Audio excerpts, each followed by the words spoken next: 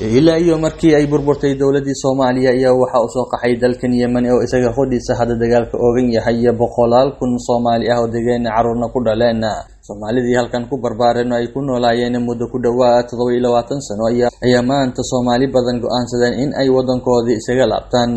sidii ay ula wadaagi lahaayeen bisha barakeysan ee Ramadaanka eheladooda iyo qaraabadooda iyo sidoo kale in ay ku soomaan wadankoodii taas oo ay uga wanaagsan tahay wadankan ay ku nool yihiin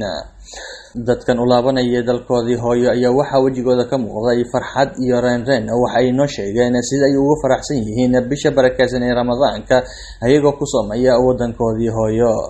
سعودية محمد عبايد 25 سنة كنا ما شاء الله ما يمن بساتين كنا صوماليا كسوما والله صوماليا بس كجعلاد إن كسوم بري قلبي جيبه وفي عنيا إن صومال فليست أن كسوم صوم أنا كانوا كجوجا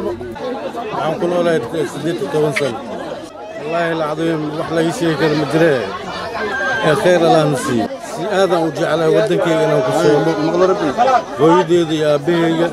لحظة رواينا نجد سوقي أجركي ماشي الله كله يوم وحن كنا ولا 18 سنة وحن كنا ولا مجال الصنعة والله حالة الصنعة أول آذي وناكسنيد صومالو إسكان ولد ولا إسك حمالين شري هذا لكن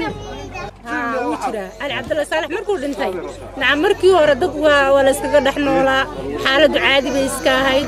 معيشة ولا إسكاهل شري لكن أضيق مركو دنتي نعم وحي يمد عريري حق معيشة ده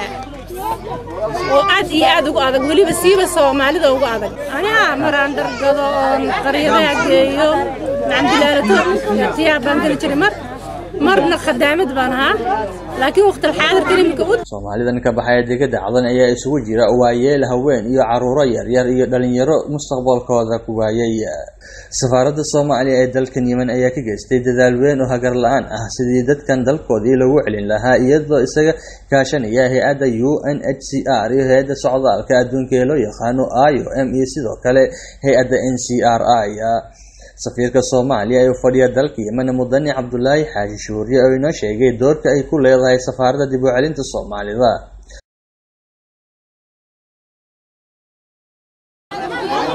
shaqada baa naga qabano oo inta badankeed ba qabana kaas dib celintii iyo hoomkii iyo la socodkooda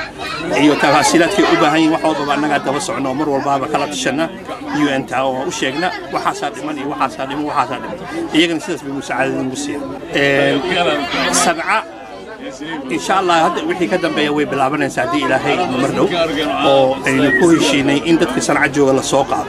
أو ولو آيو إمتى سوقا ده كان كنت تواصلات التريب يصاب عندهم كدي بكي أنت ما دان يو إنك يا لو ريدون تو أو إن عنا بحتان كود يجوهم يروحوا ده شغالين دون تو نقصوا هذين مقلة وحلا جفرها يا حفيز يو إنك إلى ده ما يصير كفرين حفيز مركي هوري هو يصدق كي بشي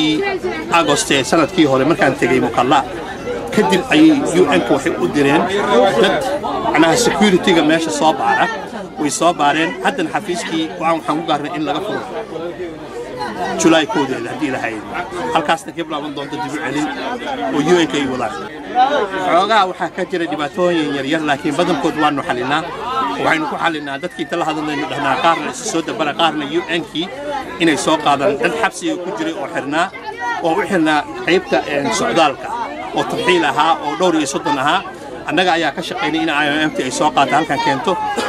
arrimahaas way noo fududahay laakiin dadkii kale caadiga ahaa waxay sugayaan in la qoro liis laga qoro kadibna la soo wado sidoo kale safiirka hadalkiisa wuxuu raaciyay in ay goordhow booqasho ku tagi doonaan xerada qaxootiga Al-Qaras si ay dhibaatadooda wax ay uga qabtaan qaxootiga Al-Qaras إمن كلمة أسرنا هذه إلى هاي وحين ورك سوينا وزارة العلمها دي يمنتها دي وزارة العلمها جودها أو وده هذا أن كجل العلمها قرص أيجي أن كور سوينا إنه إسرعنا أنه وده تقنا ضد كباهيدو دينا عن وده رجعنا كدينا UN كه لا لفت إستلانة شيء إلا وجد وده بيس أو ضد كاس إيران إن لو فلي وحين كوا لها نشوا هذه دجال كسعد وده كيني بان وضع وده كيني أبدي بوليه دولة عدالة كجسته waxaan jeclaan lahaa ummadda u sheegi lahaa dawlad cadaalad ah ayaa wadanka ka dhalatay amnigeeduna way sugeen in qof kasta oo Soomaaliya xaq u leeyahay inuu noqdo isagoo maraya dariiqa ugu fudud oo ah in UN-ka iska soo diiwaan geliyo kadibna saas lagu celinayo annagana waxaan diyaar u lanahay wax kastoo tafasiilaad ay u baahan yihiin ama ku cuslaada inaan u fududayno haddii ilaahay bulshada Soomaaliyeed ee ku nool dalkan Yemen waxa soo food saartay cabsi iyo nabadgelyo xumo shaqo la'aan iyo sidoo kale walwal ay ka qabaan mustaqbalkooda ayagoo markii hore ay haysteen shaqo dakhli fiican ka soo galeynin oo nolol maalmeedkooda ku maamulaan sida boysnimo iyo gawaarta tirada shaqooyinkii hadda gabaabsi noqday ama la waayay Maxamed Jeelani SBC Yemen Aadan